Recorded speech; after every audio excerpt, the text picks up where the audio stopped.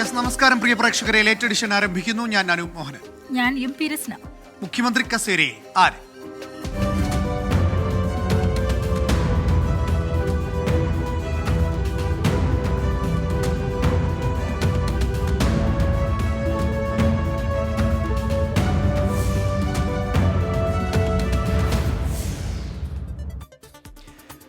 വിസ്മയ വിജയത്തിന് പിന്നാലെ മുഖ്യമന്ത്രിയാകാൻ കോൺഗ്രസിൽ ആർക്ക് നറുക്ക് വീഴുമെന്നതിൽ രാഷ്ട്രീയാകാംക്ഷ.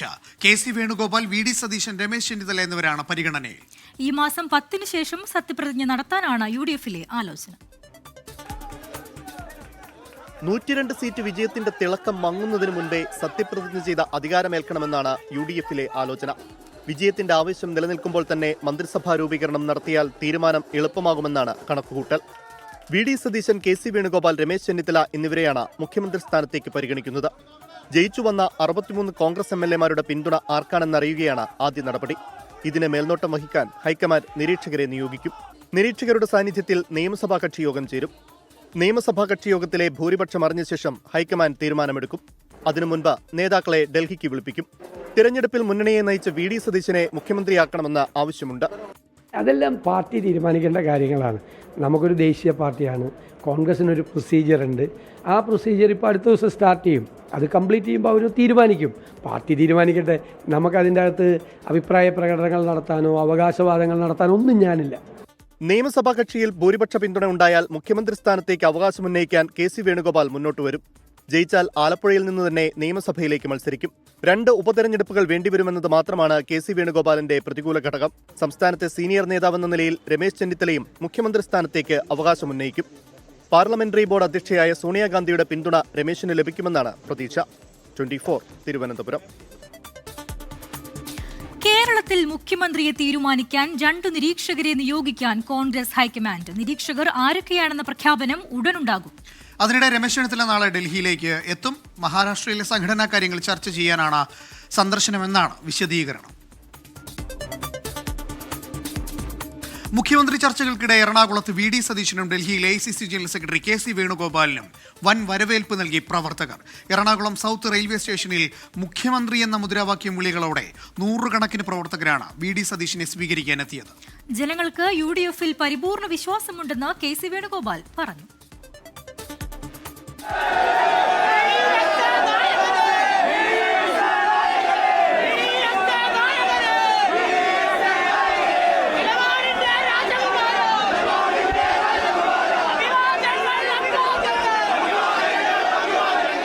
വിജയശ്രീ ലാളിതനായി സ്വന്തം തട്ടകത്തിലേക്ക് മടങ്ങിയെത്തിയ പ്രവർത്തകരുടെ വി.ഡി.എസിന് ലഭിച്ചത് വൻ സ്വീകരണം. തിരുവനന്തപുരത്ത് നിന്ന് എറണാകുളം സൗത്ത് റെയിൽവേ സ്റ്റേഷനിൽ വന്നിറങ്ങിയ വി.ഡി. സതീശനെ എടുത്തുയർത്തി മുദ്രാവാക്യം വിളികളോടെ പ്രവർത്തകർ ആനയിച്ചു. ഡി.സി.സി. അധ്യക്ഷനും കൊച്ചിയുടെ നിയുക്ത എം.എൽ.എയുമായ മുഹമ്മദ് ഷിയാസ് മുന്നിൽ നിന്നു. കോൺഗ്രസിന്റെ മുഖ്യമന്ത്രി ചർച്ചകൾക്കിടെ സ്വീകരണത്തിൽ മുഴങ്ങിയത് CM വിളികൾ.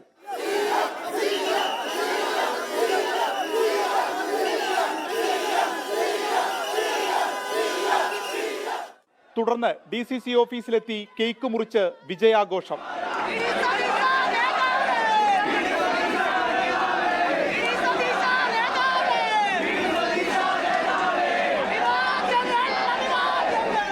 ഡൽഹിയിലെത്തിയ AICC. General secretary K C. വേണുഗോപാലിനും ലഭിച്ചത് വലിയ സ്വീകരണം തന്നെ. ഡൽഹി പ്രദേശ് കോൺഗ്രസ്, യൂത്ത് കോൺഗ്രസ് എന്നിവരുടെ നേതൃത്വത്തിലാണ് സ്വീകരണം ഒരുക്കിയത്.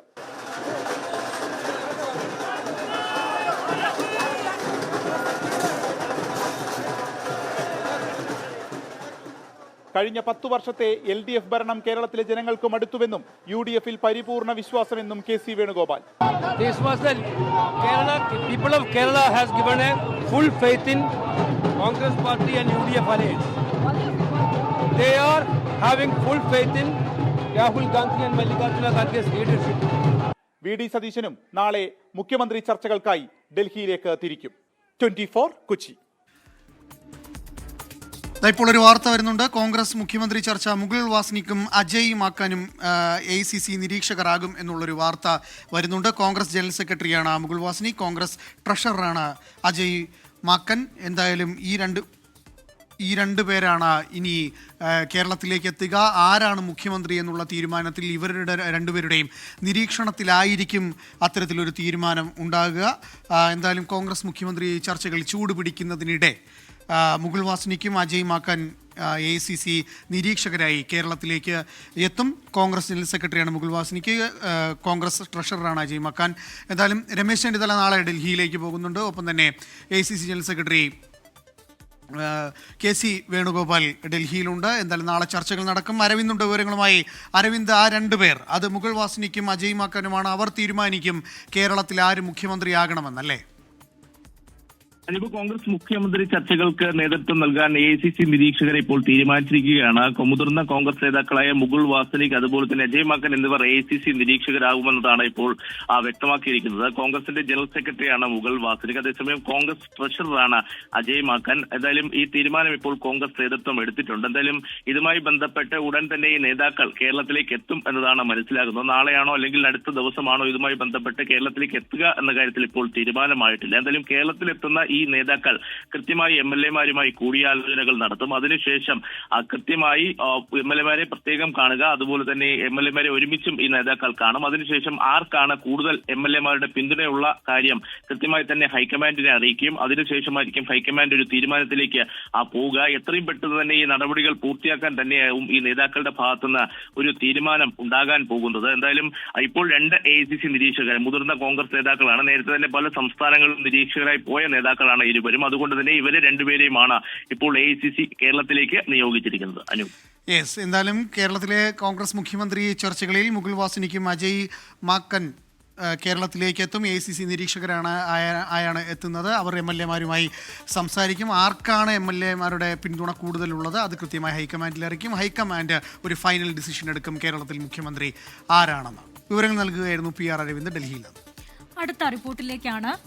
തിളക്കമേറിയ വിജയത്തിന് ശേഷം മന്ത്രിസഭാ രൂപീകരണ ചർച്ചകളിലേക്ക് കടന്ന കോൺഗ്രസ്. സാമുദായിക പരിഗണനകളും സീനിയോറിറ്റിയുമാണ് മാനദണ്ഡമാവുക. CPIM വിട്ടുവന്ന നേതാക്കളെ തൽക്കാലം മന്ത്രിസ്ഥാനത്തേക്ക് പരിഗണിക്കില്ല. മുസ്ലിം ലീഗ് നൽകുന്ന വകുപ്പുകളിൽ മാറ്റമുണ്ടാകും. ഉപമുഖ്യമന്ത്രി ഉൾപ്പെടെയുള്ള കാര്യങ്ങളിൽ ലീഗിൽ ചർച്ചകൾ സജീവമാണ്. സണ്ണി ജോസഫ്, തിരുവഞ്ചൂർ രാധാകൃഷ്ണൻ, K മുരളീധരൻ, N ശക്തൻ എന്നീ സീനിയർ നേതാക്കളെ ക്യാബിനറ്റിലേക്ക് പരിഗണിക്കും. KPCC വർക്കിംഗ് പ്രസിഡന്റുമാരായ PC വിഷ്ണുനാഥ്, AP അനിൽകുമാർ എന്നിവരും മന്ത്രിമാരായേക്കും. കോട്ടയത്ത് നിന്ന് ചാണ്ടി ഉമ്മനും എറണാകുളത്ത് നിന്ന് മാത്യു കുഴൽനാടനും സാധ്യതയുണ്ട്. ലത്തീൻ പ്രതിനിധിയായി TJ വിനോദോ, M വിൻസെന്റോ എത്തും. വനിതാ നേതാക്കളിൽ ബിന്ദു കൃഷ്ണയും ഷാനിമോൾ ഉസ്മാനും മന്ത്രിമാരുടെ സാധ്യതാ പട്ടികയിലുണ്ട്. T സിദ്ദീഖും M ലിജുവും സാധ്യതാ പട്ടികയിലുണ്ട്. ലീഗിന് 5 മന്ത്രിസ്ഥാനവും ഒരു ക്യാബിനറ്റ് പദവിയും ലഭിക്കാൻ സാധ്യതയുണ്ട്. KM ഷാജി, N ഷംസുദ്ദീൻ, പാറക്കൽ അബ്ദുള്ള, കല്ലട്ര മായിൻ ഹാജി, ആബിദ് ഹുസൈൻ തങ്ങൾ എന്നിവർക്കാണ് സാധ്യത. PK കുഞ്ഞാലിക്കുട്ടി ഉപമുഖ്യമന്ത്രിയായേക്കും.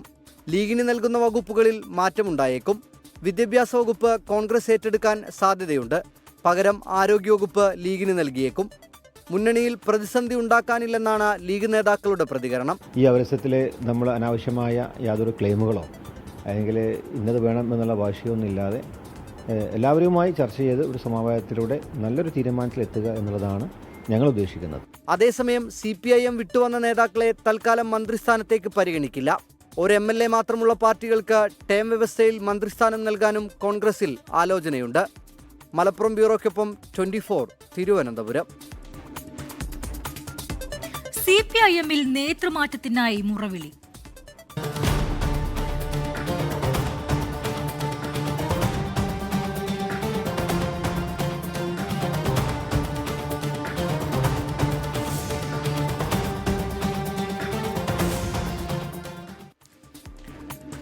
തിരഞ്ഞെടുപ്പ് തോൽവിയുടെ ആഘാതത്തിനിടെ CPIM-ലും CPI-ലും നേതൃമാറ്റ ആവശ്യം ശക്തം. പാർലമെന്ററി നേതൃത്വത്തിലും സംഘടനാ നേതൃത്വത്തിലും തിരുത്തൽ വേണമെന്നാണ് മുതിർന്ന CPIM നേതാക്കളുടെ ആവശ്യം.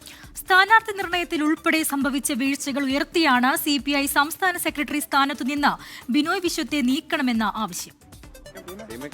തിരഞ്ഞെടുപ്പിലെ കനത്ത തോൽവിയുടെ പ്രധാന കാരണം സർക്കാരിനെ നയിച്ച പിണറായി വിജയനോടുള്ള എതിർപ്പാണെന്ന് വൈകിയാണെങ്കിലും CPIM നേതാക്കൾ തുറന്നു സമ്മതിച്ചു തുടങ്ങിയിട്ടുണ്ട്.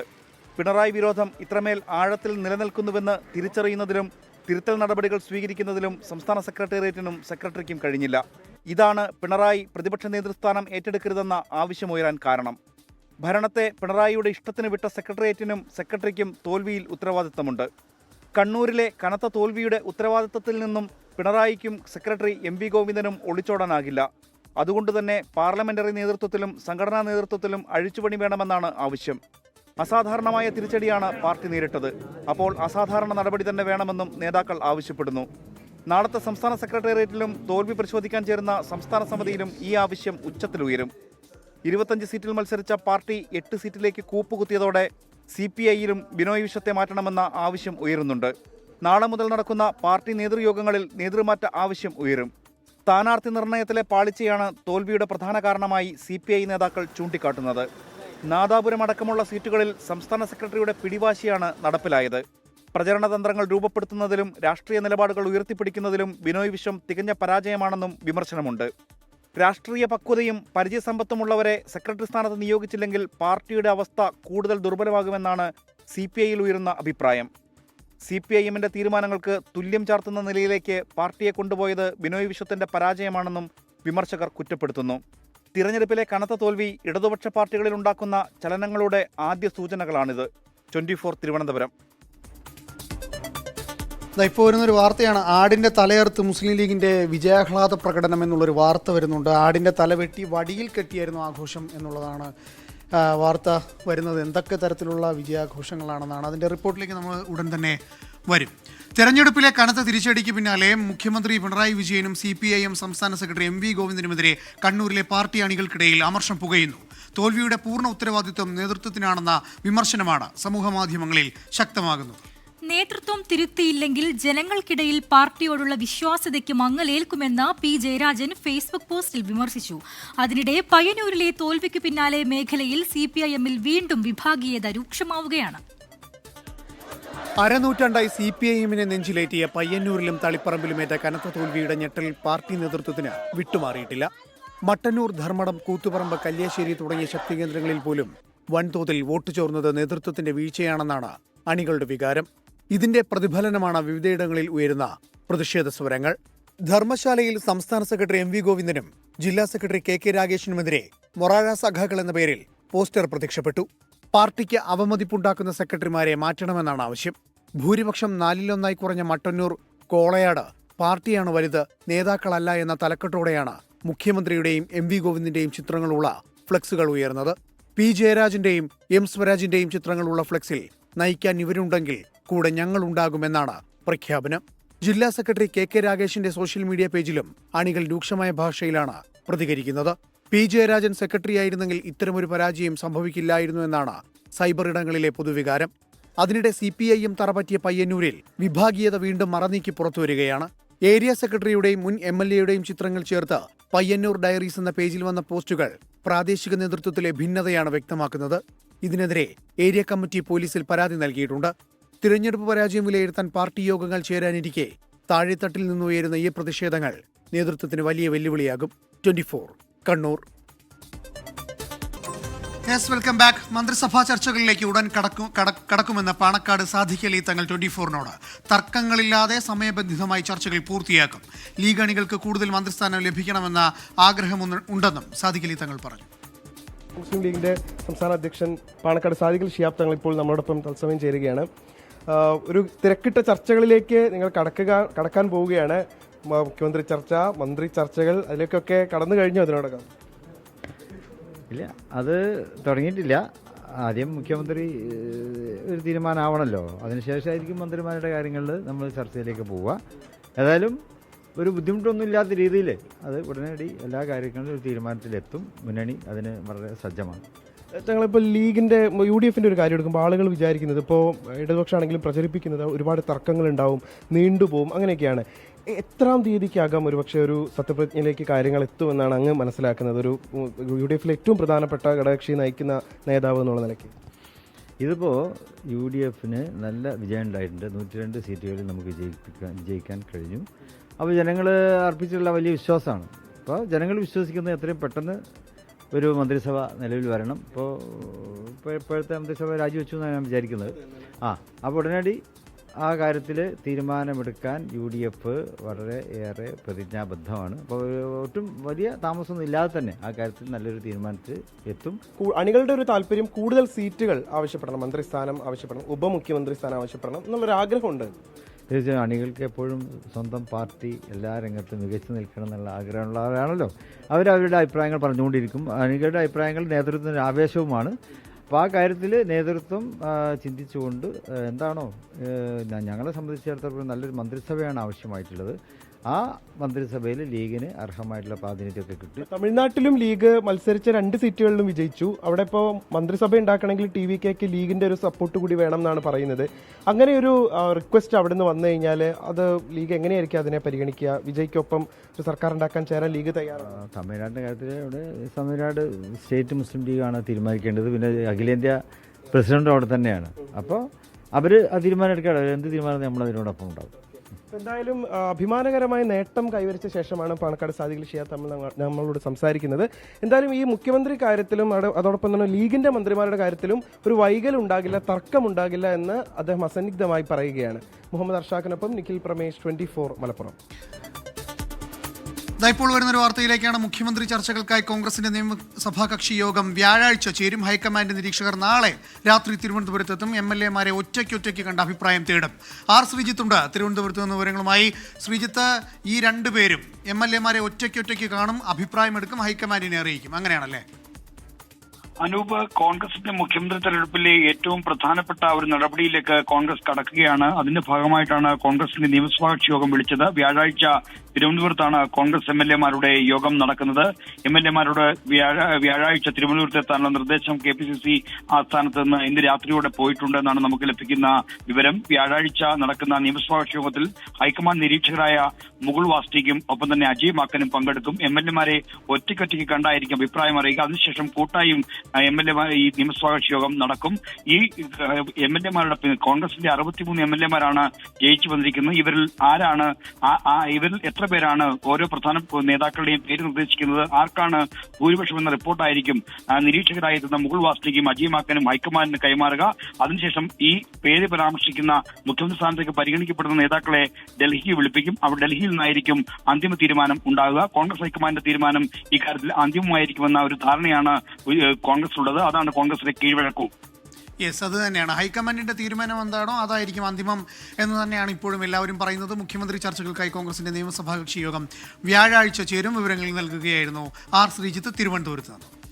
അടുത്ത റിപ്പോർട്ടിലേക്കാണ്. കോൺഗ്രസിന്റെ മുഖ്യമന്ത്രിയെ ഹൈക്കമാൻഡ് തീരുമാനിക്കുമെന്ന് മുല്ലപ്പള്ളി രാമചന്ദ്രൻ. ഘടകകക്ഷികളുടെ അഭിപ്രായം മാനിക്കും. വിമതർ മന്ത്രിസ്ഥാനത്തിനു വേണ്ടി ഡിമാൻഡ് ചെയ്തിട്ടില്ല. അതേസമയം കേരള കോൺഗ്രസ് മാണി ഗ്രൂപ്പ് തോൽവി വരുത്തിവെച്ചതാണെന്നും UDF-ലേക്ക് ക്ഷണിച്ചിട്ടും മാണി ഗ്രൂപ്പ് വന്നില്ലെന്നും മുല്ലപ്പള്ളി രാമചന്ദ്രൻ പറഞ്ഞു. എന്നെ സംബന്ധിച്ചിടത്തോളം ചരിത്രത്തിൽ തന്നെ ഏറ്റവും എനിക്ക് ആവേശമുണ്ടാക്കിയ ഒരു ദിവസമായിരുന്നു ഇന്നലെ. ഞാൻ പോലും ഈ വിജയം ഞാൻ പ്രതീക്ഷിച്ചിട്ടില്ല. കോൺഗ്രസ് വിജയിക്കും, അത് മാത്രമല്ല ഒരു മിന്നുന്ന വിജയം ഉണ്ടാകുമെന്ന് ധരിച്ചു. പക്ഷേ ഇത്രത്തോളം ഒരു 100-ലേറെ സീറ്റുകൾ കിട്ടുമെന്ന് ഞാൻ ധരിച്ചിട്ടില്ലായിരുന്നു. കോൺഗ്രസിന് ഒരു പരമ്പരാഗതമായ സമ്പ്രദായമുണ്ട്, ഒരു കീഴ്വഴക്കം. ആ കീഴ്വഴക്കമാണ് ഈ തെരഞ്ഞെടുപ്പിലും സ്വീകരിക്കാമെന്നാണ് എനിക്ക് പറയാനുള്ളത്. ഒന്ന്, പാർലമെൻ്ററി പാർട്ടി വിളിച്ചുകൊണ്ട് പാർലമെൻ്ററി പാർട്ടി നേതാവ്, അതായത് മുഖ്യമന്ത്രി ആരാണെന്ന് തീരുമാനിക്കുക. അതോടൊപ്പം തന്നെ മറ്റൊരു കാര്യം, ഘടകകക്ഷികളുടെ അഭിപ്രായങ്ങൾ, സീനിയർ കോൺഗ്രസ് നേതാക്കളുടെ അഭിപ്രായങ്ങൾ, ഇതൊക്കെ സംശീകരിച്ചുകൊണ്ടാണ് ഇത്തരം ഒരു തീരുമാനത്തിലേക്ക് അഖിലേന്ത്യാ കോൺഗ്രസ് കമ്മിറ്റി എത്തിച്ചേരുക. ഇതൊന്നും മാത്രമല്ല, എല്ലാ കാലത്തും അങ്ങനെയാണ്. വെൽക്കം ബാക്ക് പ്രിയ പ്രേക്ഷകരെ. വീണ്ടും വാർത്തകളിലേക്കാണ്. ബംഗാളിൽ തോൽവി അംഗീകരിക്കില്ലെന്നും താൻ രാജിവെക്കില്ലെന്നും മമതാ ബാനർജി. 100-ലേറെ സീറ്റുകൾ തിരഞ്ഞെടുപ്പ് കമ്മീഷൻ BJP-ക്കൊപ്പം ചേർന്ന് മോഷ്ടിച്ചതാണെന്നും ഇന്ത്യ സഖ്യം കൂട്ടായ പോരാട്ടത്തിനിറങ്ങുമെന്നും മമതാ ബാനർജി പറഞ്ഞു. അതേസമയം താൻ ഹിന്ദുക്കൾക്ക് വേണ്ടി മാത്രമാണ് പ്രവർത്തിക്കുകയെന്ന വിവാദ പരാമർശവുമായി BJP നേതാവ് സുവേന്ദു അധികാരി രംഗത്തെത്തി. ബംഗാളിലെ രാഷ്ട്രീയ നാടകം വോട്ടെണ്ണി തീർന്നിട്ടും അവസാനിക്കുന്നില്ല. താനും പാർട്ടിയും തോറ്റിട്ടില്ലെന്നാണ് മമതാ ബാനർജി വാർത്താ സമ്മേളനത്തിൽ പറഞ്ഞത്. SIR വഴി ലക്ഷക്കണക്കിന് പേരുടെ വോട്ട് വെട്ടി. വോട്ടെണ്ണൽ കേന്ദ്രങ്ങൾ ഹൈജാക്ക് ചെയ്യപ്പെട്ടു. 100-ലേറെ സീറ്റിൽ നടന്നത് തിരിമറിയാണ്. വോട്ടെണ്ണൽ കേന്ദ്രത്തിൽ തന്നെ അടക്കം മർദ്ദിച്ചു. CRPF കേന്ദ്ര സർക്കാരിന്റെ ഗുണ്ടാസംഘമായി പ്രവർത്തിച്ചു. ജുഡീഷ്യറിയും തെരഞ്ഞെടുപ്പ് കമ്മീഷനും പക്ഷപാതം കാണിക്കുകയാണെന്നും മമത ആരോപിച്ചു.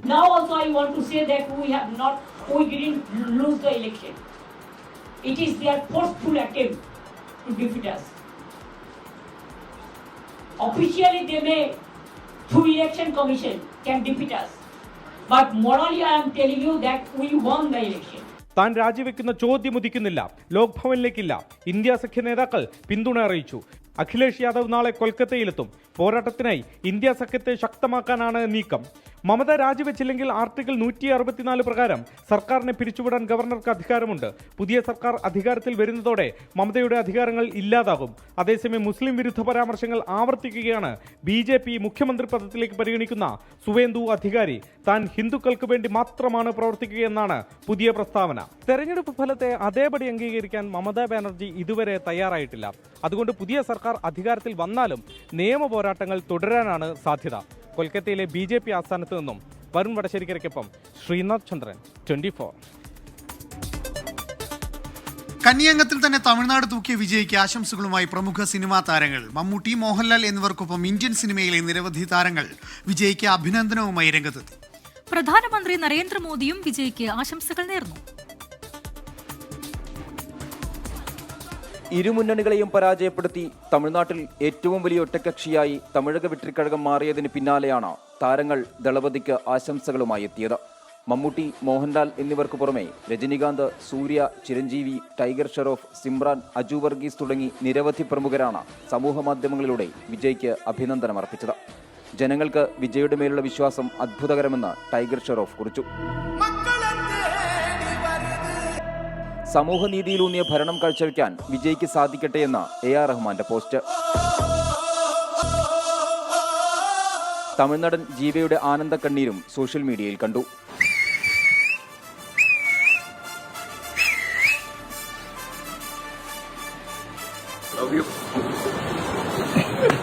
നയൻതാര, ഹേമാമാലിനി, നാനി, മഹേഷ് ബാബു, കാജൽ അഗർവാൾ തുടങ്ങിയ പ്രമുഖരും ജീവിതത്തിലെ അടുത്ത ചാപ്റ്ററിന് വിജയ്ക്ക് ആശംസകളുമായി എത്തി.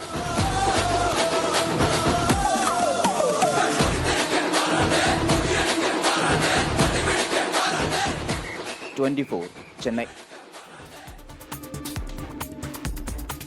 ബംഗളൂരുവിൽ ഡോഗ് ഷെൽട്ടർ ഹോം ഉടമയുടെ ആക്രമണത്തിനിരയായ 47-കാരി മരിച്ചു. തൃശൂർ വാടാനപ്പള്ളി സ്വദേശിനിയാണ് തൃശൂർ ജൂബിലി മിഷൻ ആശുപത്രിയിൽ ചികിത്സയിലിരിക്കെ മരിച്ചത്. കർണാടക പോലീസ് ജൂബിലി മിഷൻ ആശുപത്രിയിലെത്തി യുവതിയുടെ ബന്ധുക്കളുടെ മൊഴിയെടുത്തു.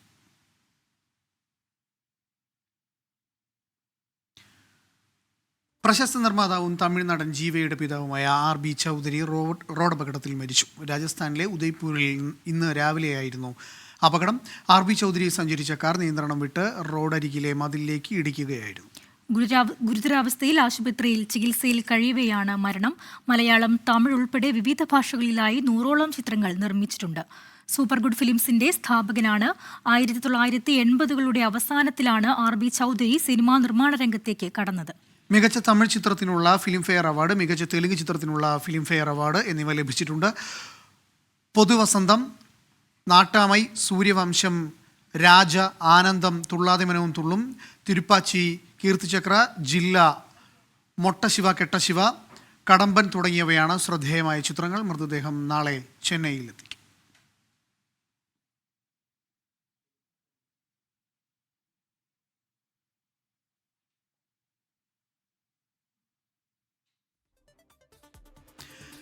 കനത്ത തോൽവിയിൽ ഒന്നും മിണ്ടാതെ കാവൽ മുഖ്യമന്ത്രി പിണറായി വിജയൻ. ഇന്ന് തലസ്ഥാനത്തെത്തിയ പിണറായി വിജയൻ നാളെ ക്ലിഫ് ഹൗസിന്റെ പടിയിറങ്ങും.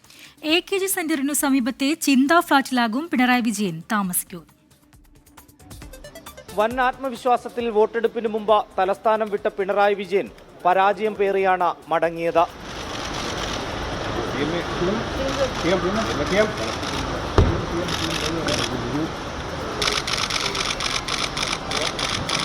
തിരുവനന്തപുരത്ത് വിമാനത്താവളത്തിലെത്തിയ പിണറായി വിജയനെ വി ശിവൻകുട്ടി, AA റഹീം, വി ജോയി തുടങ്ങിയ നേതാക്കൾ ചേർന്ന് സ്വീകരിച്ചു.